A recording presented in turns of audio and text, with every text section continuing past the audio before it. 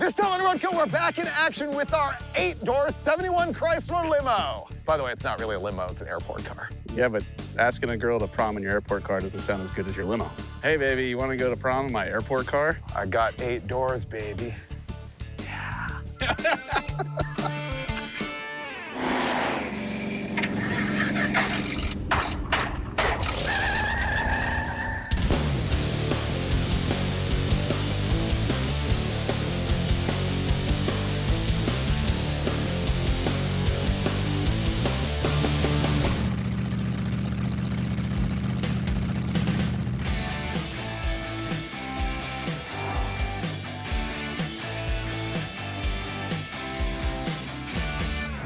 It's like opening the Bat Cave here.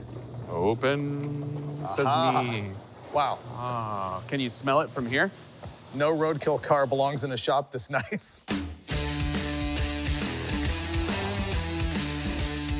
This looks a lot better than the last time we saw it. No, it doesn't. No, it doesn't? No, it doesn't. Look at the roof rack, dude. Oh, there's a lot of stuff growing in there. Oh, and it stinks. Yeah, it's funky. So I will say it again, this is not a limo. It's an airport car, which was a specific thing that existed in the 50s through the mid-70s. Let's drift this around snow. What makes it not a limo? What makes it not a limo is that it has 4 rows of seats. Limos don't have that. There's no partition. Limo would be a big, nice open area back here with just another set of doors. You're right. Like, airport cars were before they had, like, shuttle services at the airport. It's actually disgusting. It's all moldy. it is. It stinks. I want to drive it, but I don't want to be in it. It smells from here like mold and stank and armpit. It's really bad. What you're looking at here is a 1971 Chrysler Newport airport car that's all stretched out, 4 doors on both sides. The last time you saw this thing was in an episode where we took the T-Bizzle Thunderbird with a blower on it, and we went past Mount Rushmore, and we road tripped, and we found this thing up in Minnesota. And then between then and now, the pandemic hit. And so, unfortunately, we weren't able to make it run and drive ourselves. We hired it out to Matt's Automotive here in Moores Head, Minnesota, and they did a lot to this thing.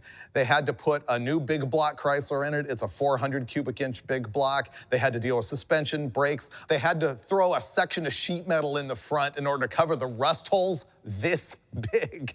But we're gonna have fun because this thing is absurd. And by the way, not factory. An aftermarket company stretched this thing out and probably did it very sketchy. That aftermarket company being Stageway Coaches Incorporated, body by Armbruster in Fort Smith, Arkansas. Sounds like maybe a good destination? We don't know. So we need to drive this thing out of Matt's Automotive, and he said it's got the 5 minutes and 50 feet warranty on it, which I don't blame him for. And we're gonna do some donuts in the snow and hit the road. I'm not leaving this building until we clean and disinfect this car. Die, spiders, die. Ah, they don't want to move. Ah. Oh my God, dude.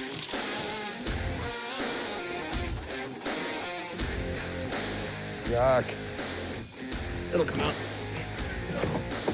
Ow.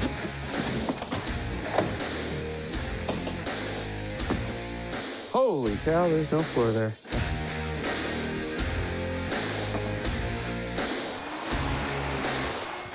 Oh, it's heavier than I thought. Ready? Let's go. All right, let's go. This is the most disgusting dashboard we've ever had. All right, you ready? As I'll ever be. Oh, the steering is very stiff. It's really loud with no floor. Oh, the fumes are really bad. Oh, that's stinky. Yeah, these fumes are not good for our health. I don't know why, but I just used the turn signal. Oh boy, turn. No power steering? I don't know, it kind of comes and goes. Let's see. Oh yeah, let's see if we can shove it straight in there. Ready? Oh yeah, that was very responsible of us. The engine's already dumping coolant everywhere. Willett Rockford. Find out.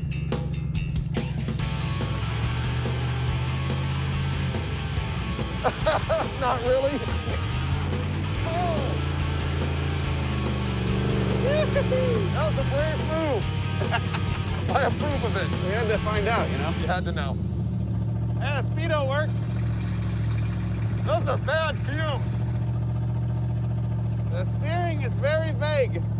It drives like a motorhome. Dude, it is so weird. I looked back in the side mirror and saw 3 door handles. I was tripping for a second. All right, we're looking for something to plug the giant holes in the floor, right? Yeah, we need like a rubber bed liner mat. Just lay it right over. Insulate us from everything. Will it fit in 2 spaces? Yeah, I think so. There we go. I'm gonna leave the key in it. Okay. You know what I mean? Hopefully someone takes it. Yeah. It's been 1.5 miles and even I cannot cope with the exhaust fumes. So watch this. This is pretty genius. We got rubber floor mats and a weighted blanket.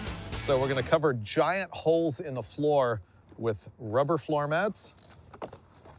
Oh, yeah. Okay. That's gonna work. Yeah, it's pretty good. Have you seen this floor? Yeah. There we go. That's much, much better. Do you want to weight it down with this dash? Sure. There we go. I just joined the wolf pack. And the return of homeless Dave. Woo! Oh, you're back. Yeah. Well, it's good to see you. This is gonna keep me alive. No shame in my game. Ladies, not available. Woohoo! Wow, seems better already. Oh, yeah. It actually does. It was fuming me out. The steering is so strange. Like, but you turn the wheel at least 30 degrees before anything happens. So watch this. Ready? Oh, weird. Yeah. Dude, I Yeah. saw that. It's Dude. like a delayed reaction. Yeah. That makes no sense. No evasive maneuvers. I've never seen that before. That is weird.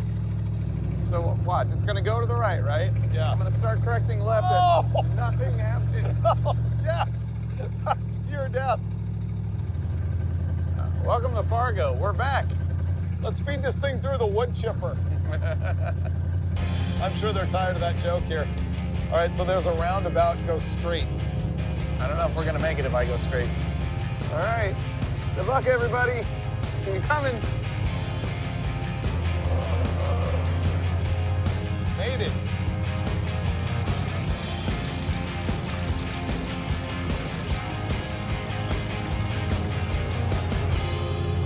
Steering reminds me a lot of the Hornet.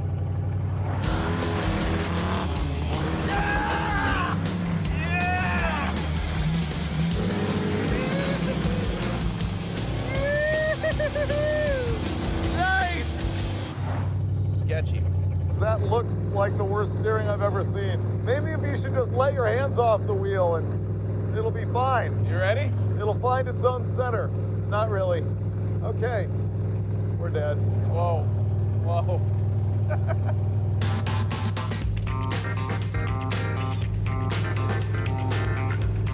Ah, That's no fair. oh, this is pretty good. I believe you. Somehow sleeping in the car is no big deal, but riding blindfolded is like a new level of trust.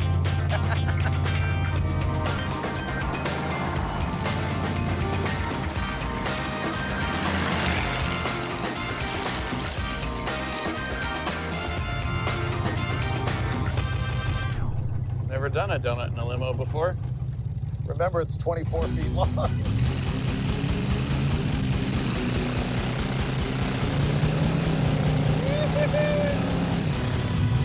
Donut limo.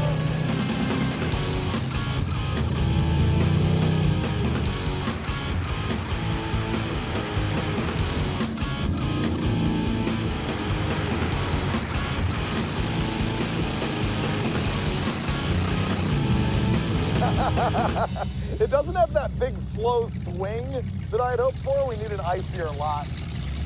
Oh, I have no steering now. Oh, you have no power steering? I think I lost the belt. I'm gonna pull over. Sure.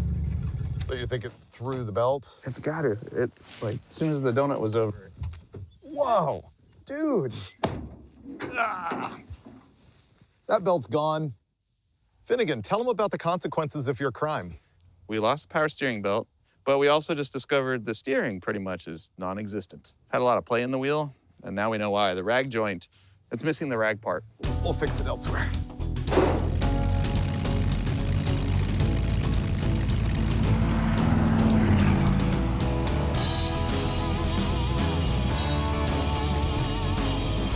So we're parked here in this massive chain store, very inconspicuous with our airport car here, 24 feet of pure violence. You ready to just throw that belt back on there in GTFO?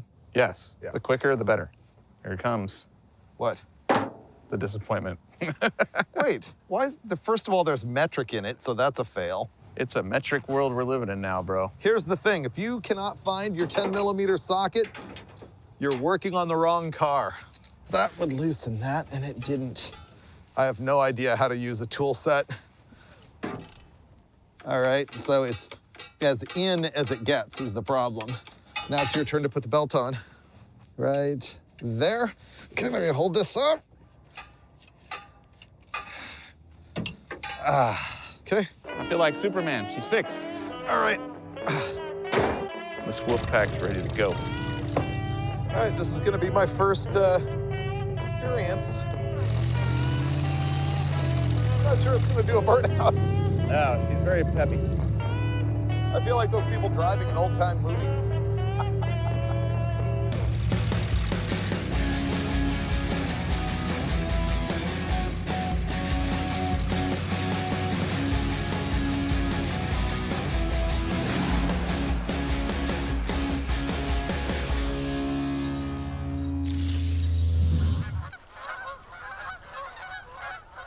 So far, we made it from Fargo, Moorhead to Sioux Falls, South Dakota. I thought South was supposed to be warmer. It's still 15. That's better than 14. That's what it was yesterday. Yeah, we're picking up a degree at a time. Roadkill increments. Counts as warm. Oh, sorry. It was accidental. Remember that time we drove cross country in June? It was warm. It was warm. I had shorts and sandals. Remember that time we were in Alaska and it was sub-zero? I try to forget about that time. We're good. I have fond memories of the bison. This thing doesn't want to start, though, when it's cold, so I got the starting sauce here. I'll get the key. You got the key. You work the throttle, because I'm not putting my butt on the frozen vinyl.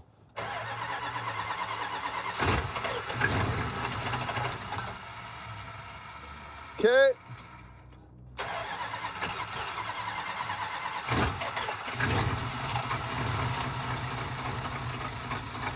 Come on, baby.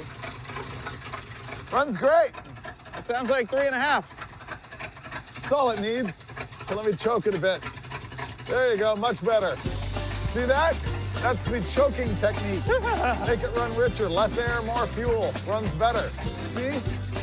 Purrs like a kitten. Let's go to Nebraska. We're going to Lincoln, Nebraska, we hope. All right, we got our hand warmers fired up. We got our blankets in action. Gonna be a good day. Can't feel my fingers already. We can make it to Lincoln by tonight. Then we can go see that museum tomorrow. Yeah. First thing in the morning. That'd be cool. The front of the car will make it to Lincoln tonight. The back, maybe not.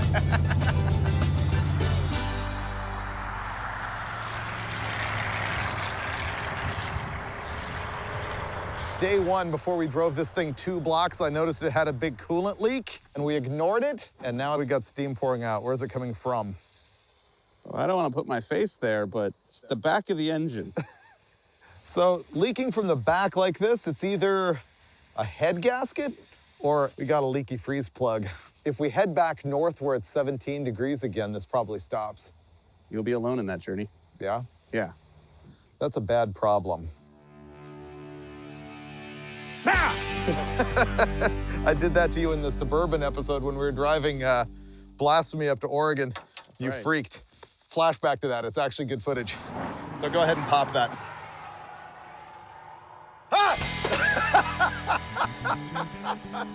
At least I didn't scream. Okay, get all the K-Seal we have and some coolant. This has been proven Time and time again on this show. I got the coolant. Is this frozen? I think this froze. Is this actually frozen? Yeah, totally frozen. No way. The K-seal is frozen. Look at the ice in the top of the lid. Look at it like going. I don't think we can follow the directions here because you can't really shake up the K-seal when it's frozen solid. This one's pretty good right here. Ooh. So we K-sealed that Camaro that we got in Texas. Head gasket in the can. It's magical. Head gasket repair. And that was miraculous. It saved the whole trip. We K-sealed Dulcich's satellite when he cracked a cylinder wall from revving at the 7,000 RPM. Look at that. It's not even steaming anymore. Dude, yeah. And I thought we were done, but no, we're ready to go again. That's bad. Yeah, that's not good. It's pouring out. We discovered that there is no amount of K-seal that is going to solve the problem of the core plug on the back of the cylinder head dumping water out as fast as we can pour it in. Yeah. What's our plan? Ditch the car over there, where it's less likely to be impounded or towed. Okay. Then, yeah, we'll fix it tomorrow. I'm going to leave a note on the car that explains that we're going to come get it so that if somebody does want to take it from us, we don't lose it. But meanwhile, I will also leave the title sitting right here on the dashboard. The car will be parked right there. Bye-bye, car.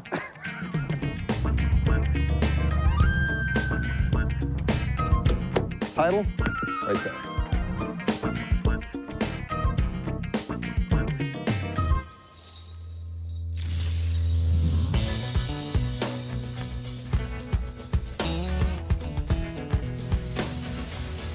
I feel better. I don't, it's still here. It's nice cold today, though. Oh, dude, it leaked everywhere. I'm glad we got more coolant, because I'm pretty sure most of it's on the ground. I'm in a coma. I'm afraid you're gonna have to do this. I'll do it. I feel good. Really? Let's just push it forward out of the wet spot. So the challenge was, if I can actually push it, then you'll do the work? I'll do all the work. If I can push it. Yes. Oh, you're really doing it. Look at you. The internet is wrong. You're not 78 years old, and if you are, good on you. All right, but I don't want it in the gravel. Go to the smooth part. I don't have a brush or broom. I feel bad. I'll help. We're nearly there. 1 feet. Yeah, that'll work. Time to fix the airport limo. As you might recall, she sprung a leak right out the back of the cylinder head. My first attack is to clean the area. Note, I'm not using brake parts cleaner because a lot of them have chlorine in it. And if you superheat that, that results usually in phosgene poisoning, attacks your nervous system, you die, it sucks. So hand sanitizer, that's what I'll be using today. But I'm gonna combo that with another 3-pronged attack, 3 different bristle brushes. I'm gonna alternate between gold, silver, and back to gold. This one is better because it's bigger. I need to heat the area. Well, it's cold and stuff take longer to dry. So I'm gonna make it hotter with this. This is a propane torch. I'll start at the bottom, circling all the way around, focusing the heat. Over here is your basic silicone gasket sealer. This might do the job. I'm not totally convinced it will. I have these, which are JB Weld. It's kind of a 2-part epoxy deal. You mix it together. This one is for marine environments. It's called Water Weld. This one here, it's military grade. So this might be our winner. I don't know. We'll just see how we feel when we get to that part. That multi-prong attack will cure this. We will get on the road to wherever it is we're going that we haven't told you because, well, we don't want to fail. Mike can't get under the car to see up at the freeze plug, and so we don't have a jack or jack stands, of course. We did find a perfect wedge-shaped block that I'm gonna drive up onto.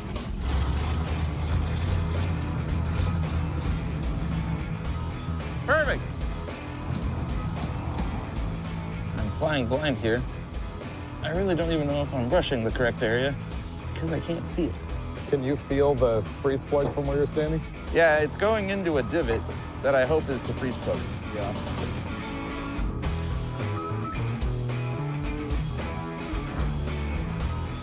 Can you see a hole in the freeze plug?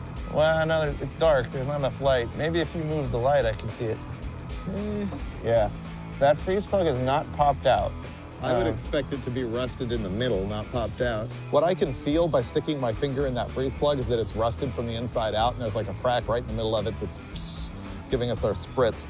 So I guess hand cleaner is gonna be the option here.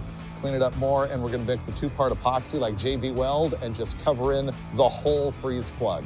And then probably leave the radiator cap off anyway.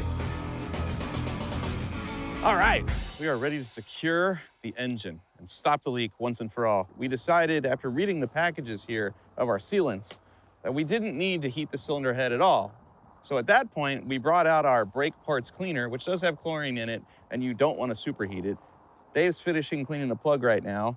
I'm gonna tell you why we chose what we chose to seal this. This is the new hotness, JB Weld Water Weld. You can apply this underwater. It hardens in like 15 to 25 minutes. It's fully cured in an hour underwater, and you can sand it, you can file it, you can drill it, you can tap it. This is what we'll be using as soon as he's done wiping the cylinder head off. Done. We'll be using this right now. I'm pretty sure that is one uniform color, so I will now apply it to the cylinder head, and then we'll go to lunch while this cures.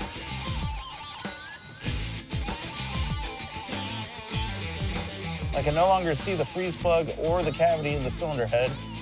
I feel good about this. As long as it sticks to the cavity really well, our leak should be repaired. That stuff is legit. Mike crammed that freeze plug all full of JB Weld. We've been sitting around for an hour waiting for it to like dry and get super hard, and unfortunately it's not. What we're gonna try and do is fire up the engine here with no water in it at all to get some heat in the cylinder head, crack the block, and then secure that epoxy in there. Fart up. Ooh, runs good. Wow, that went much better than expected. Is it leaking? No, but there's no water in it. Well, good. Then it's 50% good. It doesn't leak with no water. We're in the right direction. Right. It's better than it was. Getting a little warm. Oh, that's full. It's not leaking.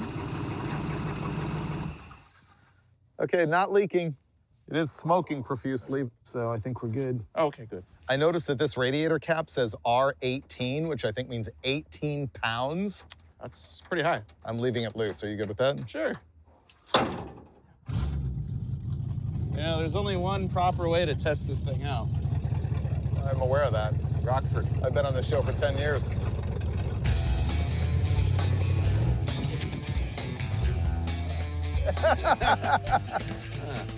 Not exactly a Rockford.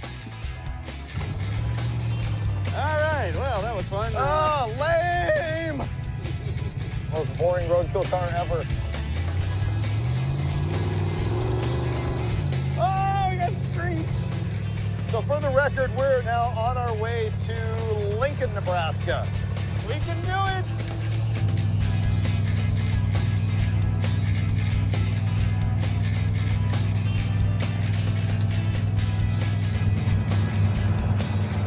So did you look underneath this thing while we were working on it? No, I looked up at the motor, assessed the problem with the leak, ignored the chassis because I didn't want to be afraid, and just worked on that. Yeah, avert your gaze because it's bad. The drive shaft is nonetheless very, very long. And the company that made the 8-door, they just put on like 2x4 tubing between the front frame and the rear subframe and called it good. No fish plates or gussets? No.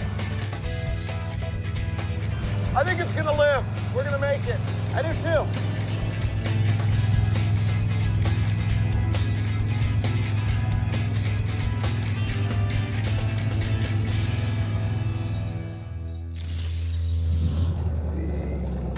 Oh, perfect. They had custom parking just for us next to the sprint car. Okay. Oh, is it bad that 35 feels warm? Woo! But we made it. Yeah, we did. We're at the Museum of American Speed in Lincoln, Nebraska. This Ready? is gonna be awesome. Because they got a heater in there and cars.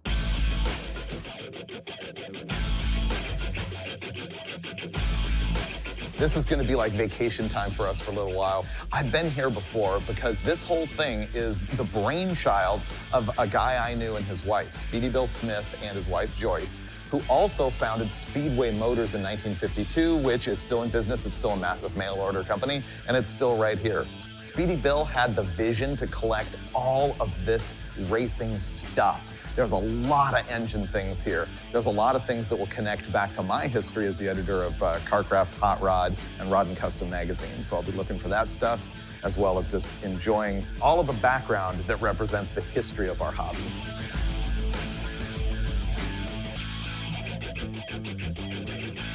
The really cool thing about A.J. Watson's shop is you walk in there, and it was like 6 times this size, right? So he had these types of pictures.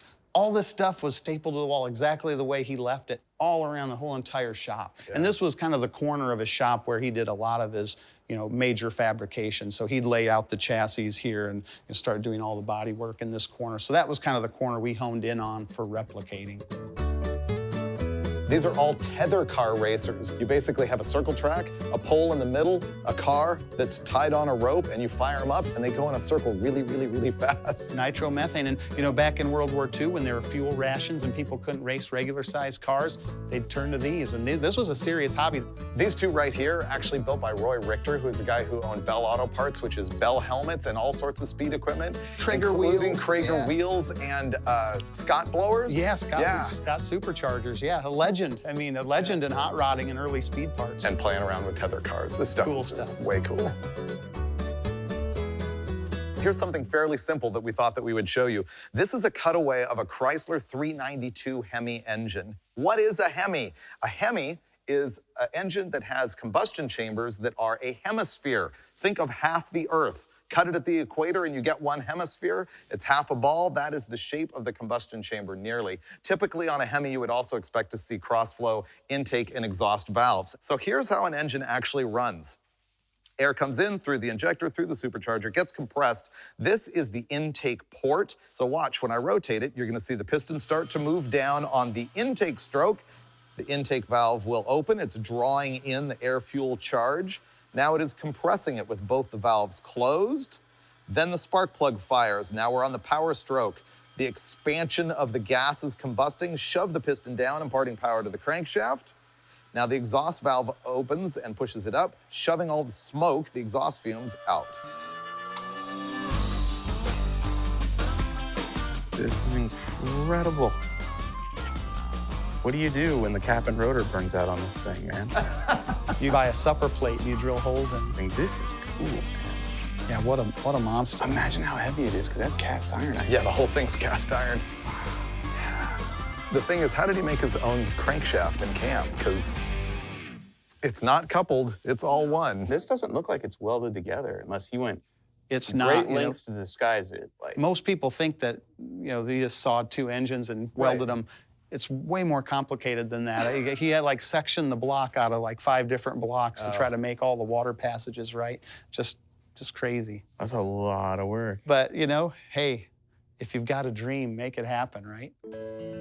Everything in the museum has been incredibly amazing, and I'm just mind blown at all the stuff that I remember from magazines as a kid and from the history of the sport and everything. Wow. Again, you could spend all day just looking at this stuff. Oh, you're not kidding. One of the things about this museum is you realize that everybody was roadkill way back to the beginning of time when it comes to internal combustion. Guys engineering stuff in their head, making it happen. And this hits home for me because this is a Jeep Go Devil 134. This would have been a regular old flathead inline 4-cylinder like you'd find in those flat fender Jeeps that I love so much, but it's been converted to an overhead. And the guys here at the museum don't even know like what the origin of it was. They found it, they put it together so that you can witness it, but who knows? Did someone make this themselves in their garage somewhere, or was this actually manufactured? I'm just not sure. But if you come here to the museum, watch for it because the roadkill is everywhere. All right. That's Thanks, it. fellas. Thanks Appreciate again. See ya. That was incredible. That was awesome. I have to come back because I didn't see all of it. The only answer is to spend a week there. Totally This worth it. museum is incredible. I highly recommend it if you're anywhere near Omaha or Lincoln. But we have one more stop. The show's not over yet. If this thing makes it to our next location. Victory. Did that museum put you in the racing mood? I really did.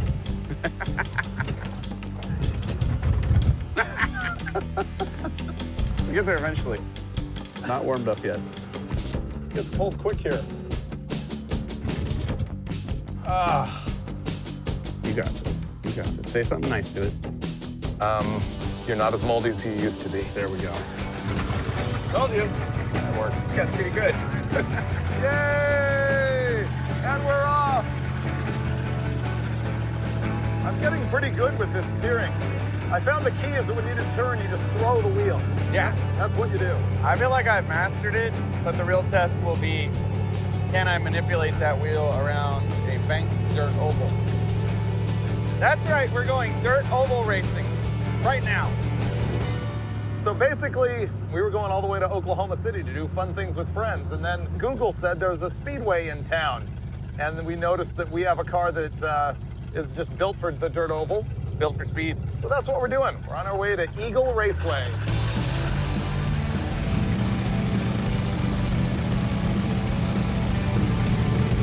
You know, the first time I saw this in Fargo, I went, I wonder how that would work on a banked dirt oval. Like this one? And here we are. Oh, we're dead. Oh boy. Whoa! Oh, yeah. That was fun. I tell you what, never let it be said that we don't listen to our fans, because you spoke, we heard you loud and clear. This limo deserves to be on dirt. Better yet, a banked dirt oval racetrack like this one. The audience continues to challenge us, and we continue to answer those challenges. Yes. You gonna answer it first, or am I gonna answer it first? I actually want to watch. I got to be honest. Oh, yeah? I do. So I'm up? Don't break it. I'll stand on the infield. You get 4 laps, 1 warm-up, 2 hots, 1 cool down. This particular episode needs more content, so let's just go directly to the flashback of the last time that I drove a dirt oval on Roadkill.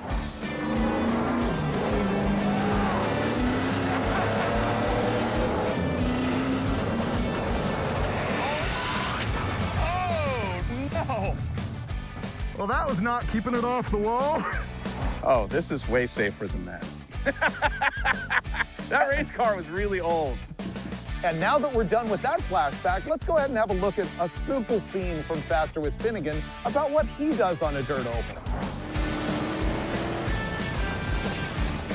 Oh! I'm good. Sorry about that. That race car was also really old. So that's a preview of coming attractions. Here we go. He's gonna time it, I'm gonna drive it. Here we go. Okay, I've got 8 doors, a 20-foot wheelbase, a 2-barrel with no power. Ooh, I can actually fling it a little bit here. It's so majestic looking as it goes around here. Oh, yeah.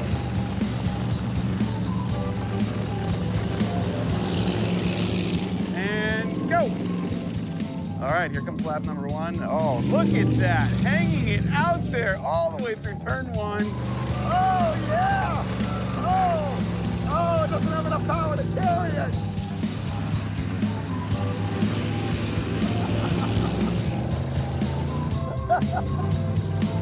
No seatbelt's a significant problem. Lap, boom, all right. That was a 25.14 second lap. Oh, he's getting aggressive now.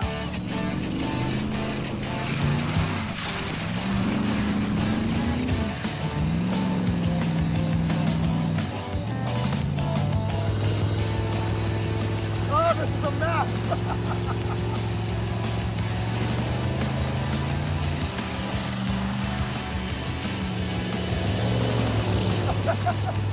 Oh, did I throw a tire? Something feels weird. Did he break it? No, you can't have broken it already. I haven't gone. Yeah, something went wrong. Oh, he blew a tire. Did I blow a tire You off it? peeled the tire off the rim. Ah, that's what I thought. It's on the rim. It just popped, dude. That's weird. I can break anything. And I know this is gonna sound a lot like a or lose the shop moment, but we lose the track in an hour. We can't. We do. I mean, we don't have a spare, right? Like, that's it? Well, I dove the thing into the turn up here, and that right front tire just dug into the dirt because the thing weighs so much and the dirt's so thick. We were hoping we could pop it back on the bead with the can of air, but looks like there's a hole on the inside. Well, that was short-lived. That limits our options here. You want to do some laps on 3 tires? Okay. Okay. Mike Finnegan, freestyle. So he's gonna go out on the flat tire and see what kind of fun he can have in this thing. It is Roadkill with more doors and less floors. Here we go. Oh, it pulls to the right immediately. All right, limo. Oh man, that thing looks ridiculous. You know, this car is actually more hilarious than I've given it credit for. It doesn't want to turn very well. He said I ran 25.5 seconds. He is going faster than I was right now. He's also not sliding it. Oh, God. 28.5, 3 seconds slower when he's down, handicapped by 1 tire. Oh, he's hauling now. I hope he's having fun.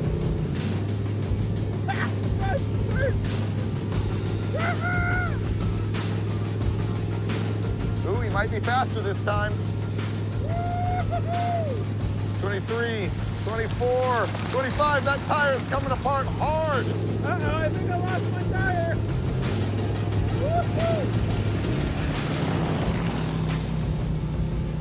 He's really pushing it. I have a feeling he wants to kill the motor.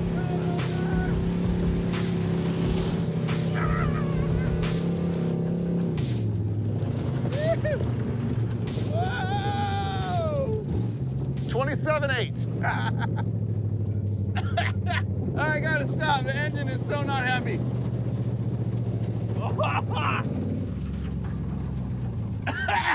That does not breathe good. 27.8 was your best.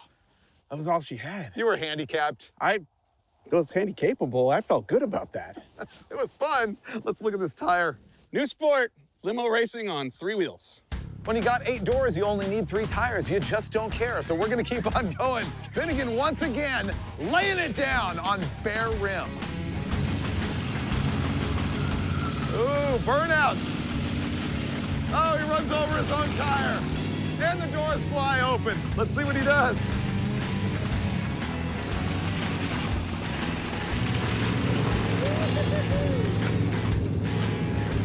Ooh, sliding it a little bit.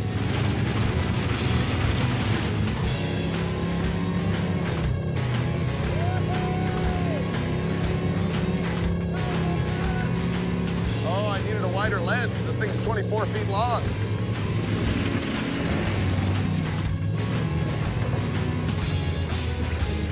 Uh-oh.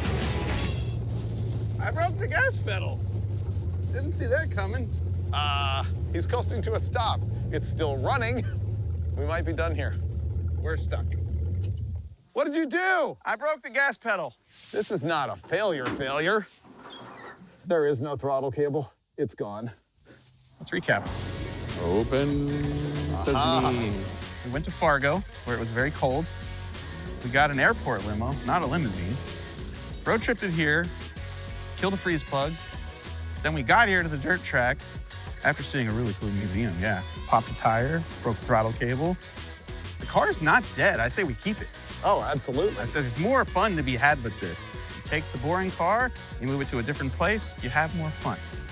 Clearly, the dirt track was where this thing belonged its whole life. Boring is as boring does. Indeed. We'll see you next time on Roadkill. I don't know if I told you, you do have 400 Chrysler 2-barrel power. That excites me. A column shift and a positive attitude. We can make this happen. We can spin a donut in the limo and probably get it impounded. I've got hand warmers under my butt cheeks. I've got a wolf blanket surrounding my feet. I've got 400 Chrysler 2-barrel horsepower. I'm ready. Ready to rock and roll.